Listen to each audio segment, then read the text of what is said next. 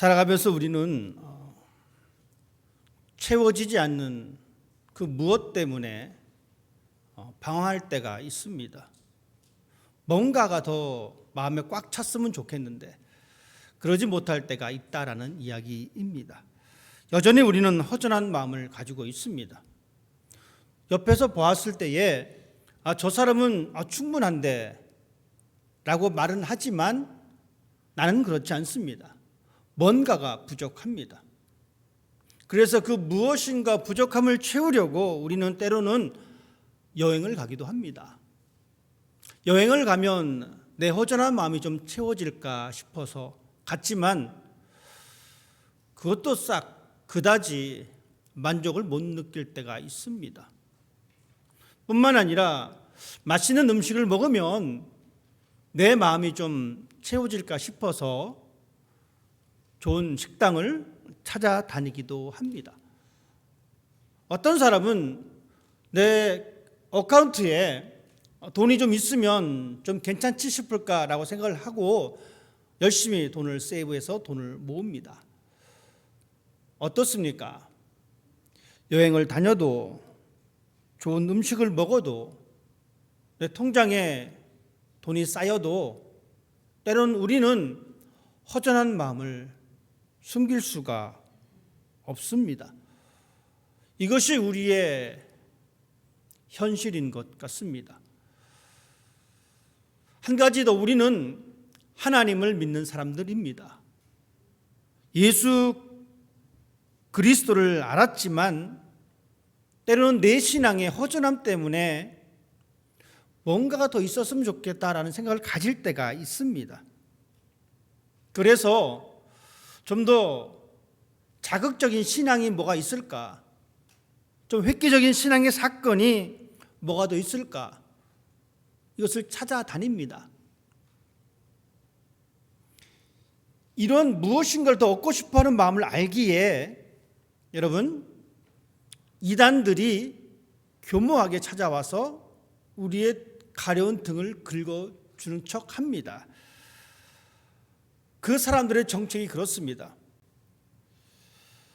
우리는 앞으로 경험하지 못한 미래 세계에 대하여 불확실합니다.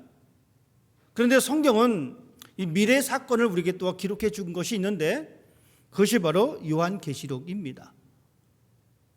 보통 교회에서 요한계시록을 잘 설교하지 않습니다. 그러니 더 자극적이고 획기적인 그 신앙의 정보를 알기 위해서 요한계시록을 가지고 접근을 합니다. 그리고 그 해석을 이상하게 해 줍니다. 사람들은 남들보다 더 많이 알고 있다는 이 생각 때문에 이 이단 사상에 빠질 수밖에 없습니다. 결국 신앙도 잃어버리고 가정도 잃어버리게 됩니다. 보십시다. 예수님을 알았지만 예수님 외에 더 많은 것을 알고 싶어하는 그 생각 때문에 그렇게 잘못된 길로 빠질 수도 있다라는 겁니다. 하지만 하나님은 우리에게 이미 선포하셨습니다. 이전 것은 지나갔으니 보라 새 것이 되었도다라고 우리에게 말씀해 주고 있습니다. 예수 그리스도를 아는 것이 전부다라고 우리에게 말씀해 주고 있습니다. 오늘 우리가 읽은 이 골로새서 이 서신은 사도 바울이 기록한 서신입니다. 바울은 신약 성경 13권을 기록했는데 그 중에 한 권이 바로 이 골로새서입니다. 그런데 이 골로새서는 언제 기록했냐면 바울이 감옥에 갇혀 있었을 그 당시에 썼던 책입니다. 여러분, 감옥하면 어떻습니까? 모든 것이 부족한 상태입니다. 내가 하고 싶은 것 마음대로 할 수 없는, 내가 가고 싶은 것 마음대로 갈 수 없는 모든 것에 제약이 있는 그러한 것이 바로 감옥입니다. 그런데 바울은 이 감옥 안에서 무엇을 이야기하고 있냐면 충만함을 이야기합니다. 내가 많이 가지고 있고 내가 참 자유로운 그 상황에서 충만을 이야기하는 것이 아니라 오히려 아무것도 없는 상황에서 모든 것을 빼앗긴 그 상황에서 바울은 충만을 논하고 있습니다. 왜 그렇습니까? 돈이 없는 사람이 나는 부자다라고 이야기할 때에 우리는 이런 생각을 합니다. 저 사람 정신이 좀 나갔구나. 건강하지 못한 사람이 나는 건강하다라고 이야기합니다. 긍정적으로 바라볼 수 있는 사람이 많지 않습니다. 바울이 그렇습니다. 아주 작은 그 감옥에 잡혀 있습니다. 음식도 마음대로 먹을 수 없습니다. 사람도 마음대로 만날 수 없습니다. 그럼에도 불구하고 바울은 나는 충만하다라고 이야기합니다. 왜 그럴까요? 모든 것이 제한되고 모든 것이 위축되어 있는 그 상황 속에도 불구하고 바울은 자기 자신이 충만하다라고 이야기합니다. 그 근거가 바로 여기에 있습니다. 오늘 우리는 골로새서 2장 6절 말씀부터 읽었습니다. 바울은 이렇게 말합니다. 그러므로 너희가 그리스도 예수를 주로 받았다. 이 말은 예수 그리스도를 주로 나는 받아들였다라는 이야기입니다. 즉 모든 것이 부족하고 모든 것이 결핍되어 있는 상황이지만 바울이 충만을 이야기할 수 있었던 것은, 바울이 여유를 이야기할 수 있었던 것은 내가 바로 예수 그리스도를 나의 주인으로 받아들였다라고 고백하고 있는 상황입니다. 골로새에 있는 교인들에게 있어서 예수, 여러분 2025년 살아가고 있는 이 그리스 교인들, 우리들에게 있어서, 여러분 각자 자신에게 있어서 예수는 과연 누구일까라는 것입니다. 우리는 예수님을 전수 받았습니다. 여러분은 예수님을 주로 받았습니다. 그렇기 때문에 우리는 바울처럼 나는 충만하다라고 이야기할 수 있는 사람이 될 수가 있습니다. 여러분, 이 예수라고 하는 이 그리스도라고 하는 것 싸구려 정보가 아닙니다. 싸구려 정보라면 우리는 한 귀로 듣고 한 귀로 흘려버립니다. 여러분 한번 생각해 보십시다. 여러분이 좋아하는 드라마가 있습니다. 최근에 본 드라마 중에 이 폭삭 속았수다, 혹시 여러분 보신 분 계실지 모르겠어요.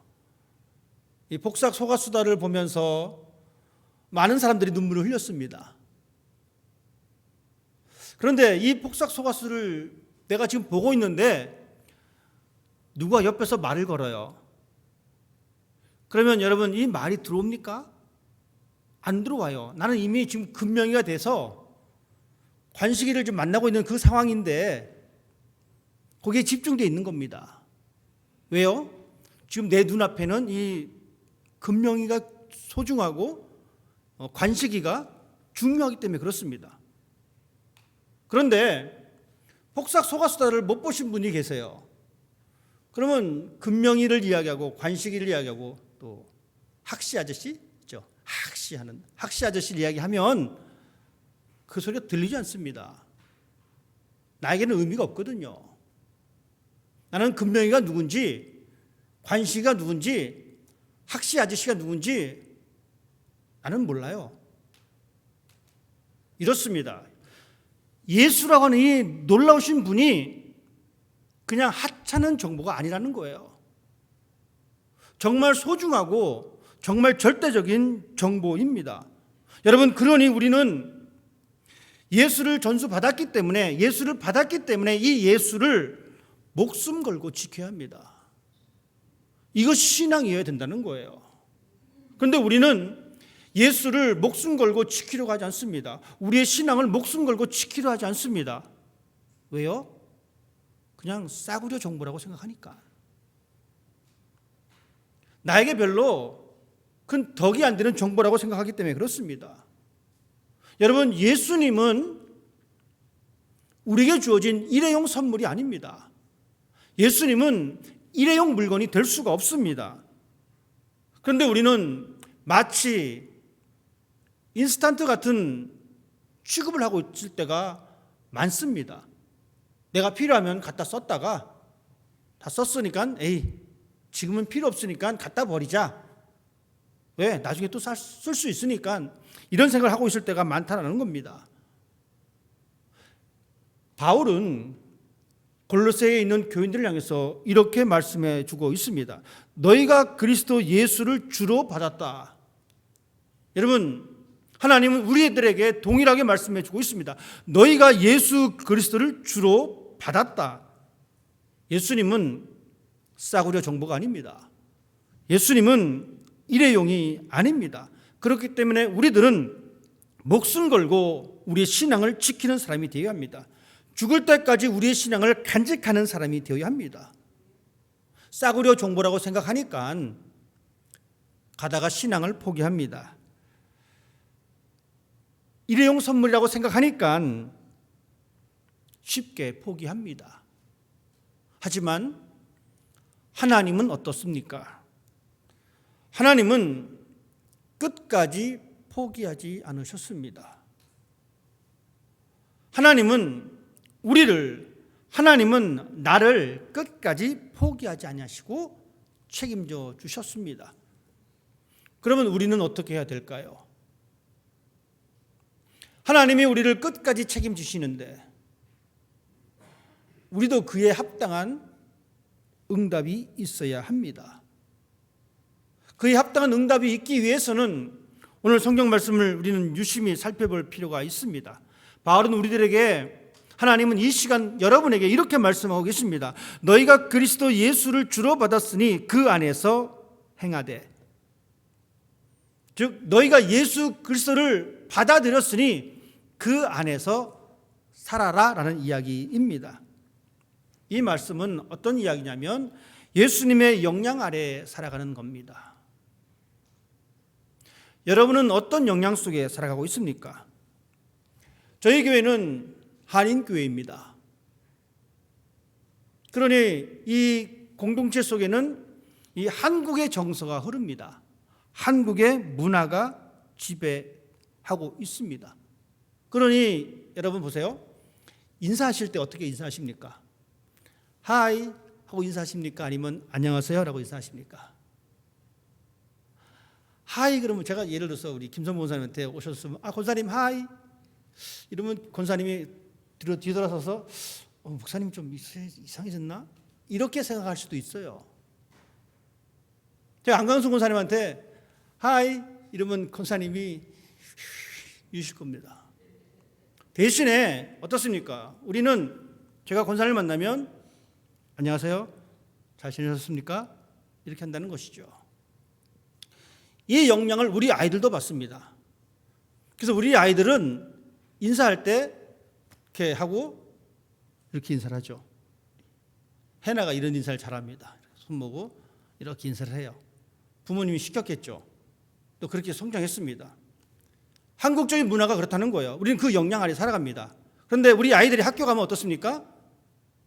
선생님을 만나면 우리 같은 경우는 선생님 안녕하세요 인사하지만 우리 아이들은 학교 가서 선생을 만나면 하이 미세스, 하이 미스터 이렇게 인사를 한다는 것이죠. 우리는 이런 영향 속에, 이런 문화 속에 살아갑니다.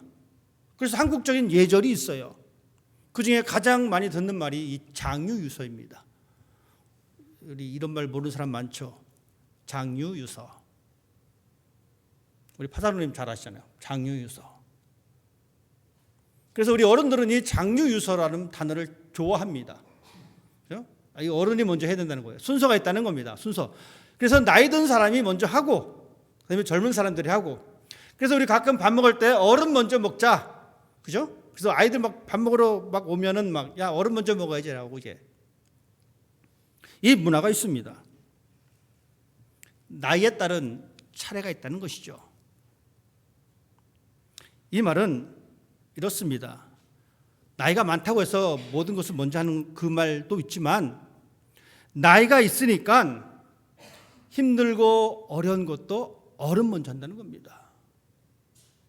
그리고 아이들은 힘드니까 늦게 하라는 거예요. 그런데 우리는 이 장유유서를 자기 좋은 쪽으로만 해석합니다. 맛있는 거 있으니까 어른 먼저 먹어야지. 좋은 것 있으니까 어른 먼저 해야지. 그렇다면 힘든 일도 어른 먼저 해야지. 이게 되어야 된다는 거예요. 그런 문화 속에 우리는 살아가고 있습니다. 이렇듯 우리가 그 문화 속에 그 역량 안에 살아간다고 하는 이야기는, 우리가 예수님 안에서 행동한다라는 이야기는 예수님의 역량 안에 살아간다라는 이야기입니다. 이 말은 예수님과 끊임없이 관계를 맺고 살아가는 겁니다. 이 신앙이 있을 때 비로소 우리는 예수 그리스도라고 하는 이 가장 중요한 것을 잊지 않고 살아갈 수가 있습니다.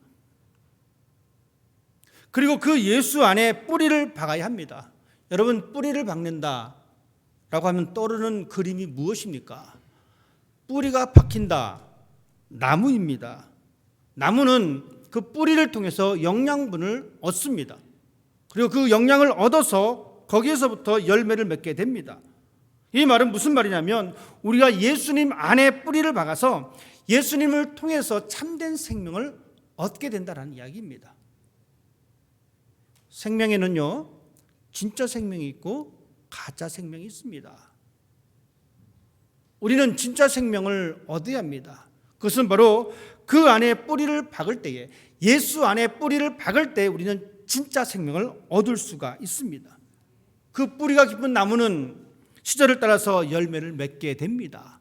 이것이 바로 우리 신앙이 꿈꿔야 할 그러한 모습입니다. 그리고 계속해서 바울은 이야기합니다. 그 안에 뿌리를 박으며 세움을 받아 교훈을 받은 대로 믿음에 굳게 서서 감사함을 넘치게 하라. 그 안에서 행동합니다. 그 안에서 뿌리를 박습니다. 그 안에 세움을 받습니다. 세워진다는 거예요. 여러분, 이 빌딩을 한번 생각해 보십시다. 이 빌딩이 세워졌습니다. 어떻게 세워졌습니까? 벽돌이 하나씩 하나씩 쌓아가면서 이 빌딩이 세워진 겁니다. 우리의 신앙도 이와 같아야 합니다. 하나님의 말씀에 순종하고 감사하는 이 모든 과정들을 통해서 우리의 신앙의 집을 세워나가는 사람이 되어야 합니다. 그러고 나서 우리는 그 안에서 굳게 설 수가 있습니다. 이 굳게 선다라고 하는 이 이야기는 법적인 용어입니다. 이미 이렇게 계약서를 맺었다는 거예요. 내가 계약서를 가지고 있기 때문에 당신 딴소리 할 수 없어. 나는 당당해. 라는 이야기입니다. 우리가 하나님 말씀 안에서 살아갈 때에 분명한 것은 그 안에 굳게 서는 것. 왜 그렇습니까? 그것은 바로 우리의 삶의 모든 것을 채워주시는 분이 예수 그리스도이기 때문입니다. 세상의 것들로 우리는 채워질 수가 없습니다. 세상은 충만하지 않습니다. 하지만 하나님만이 오직 충만합니다. 우리가 하나님 안에서 행동하고 하나님 안에서 뿌리를 내리고 하나님 안에서 세움을 받고 믿음에 굳게 서서 살아갈 수 있는 것은 바로 그 결과는 무엇으로 나타나냐면 감사함으로 나타납니다. 여러분, 우리가 감사를 고백할 때의 근거가 바로 여기에 있습니다. 그냥 내 손에 쥐어진 것이 있기 때문에 감사합니다. 이것이 감사의 근거가 아닙니다. 우리의 감사의 근거는 예수 그리스도 안에서 살아가는 것, 예수 안에서 뿌리를 내리는 것, 예수 안에서 집을 져 나가는 것, 그것 때문에 우리는 감사하다라는 겁니다. 여러분 손에 무엇이 있습니까? 사실 우리는 살면서 내 손에 쥐어진 것보다 내 손에 없는 것이 더 많습니다. 그런데도 우리는 감사할 수가 있어요. 이유가 뭡니까? 예수 그리스도를 주도 받았기 때문에, 예수님을 나의 주인으로 받았기 때문에 때로는 내 손에 잡히지 않는다 할지라도 우리는 감사할 수가 있습니다. 예수님만이 충만하신 분입니다. 바울은 그것을 우리들에게 이야기해 주고 있고, 그 충만하신 그 예수로 말미암아 우리도 충만한 삶을 살아갈 수가 있습니다. 충만한 삶을 살기 위해서 우리는 거짓 가르침에, 그 거짓 유혹에 넘어가지 말아야 합니다.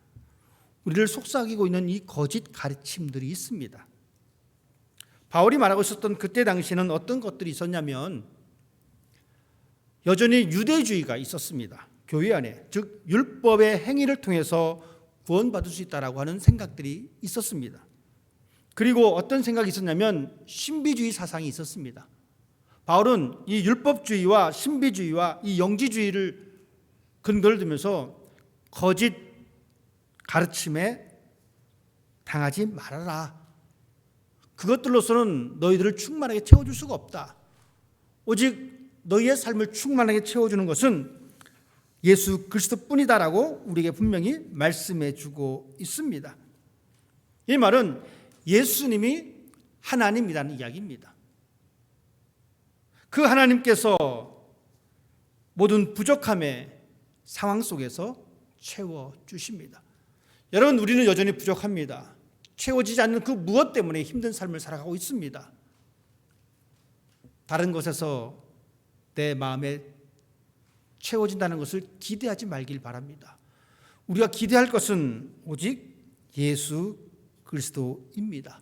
예수님 한 분이면 충분합니다. 그리고 우리는 그 예수님 때문에 이미 충만해졌습니다. 왜냐하면 하나님이 충만하신 하나님이시기 때문에 그렇습니다. 내 삶에 충만해진 것은 예수님이고 그 예수님께서 나의 삶을 이끌어 주십니다. 세상이 나의 삶에 대하여 영향을 끼치는 것이 아니라 오직 하나님만이 내 삶에 영향을 끼치십니다. 그렇기 때문에 바울이 감옥에서 충만하다, 바울이 감옥에서 기뻐한다, 바울이 감옥에서 감사한다라고 고백할 수 있었던 것입니다. 여러분, 이 충만함이 우리 모두에게도 있기를 원합니다. 그 충만한 그 하나님의 사랑이 여러분의 삶을 지배하시길 원합니다. 그리고 여러분이 그 삶에 지배당하기를 원하십니다. 우리가 그 마음을 품으면 품을수록 하나님께서 우리의 인생을 채워주십니다. 다른 것은 없습니다. 인간의 노력, 인간의 행위 필요 없습니다. 하나님께서만이 우리의 삶을 충만하게 채워주십니다. 그 충만함, 기쁨이 여러분의 삶을 지배하기를 주님의 이름으로 부탁을 드립니다. 기도하겠습니다.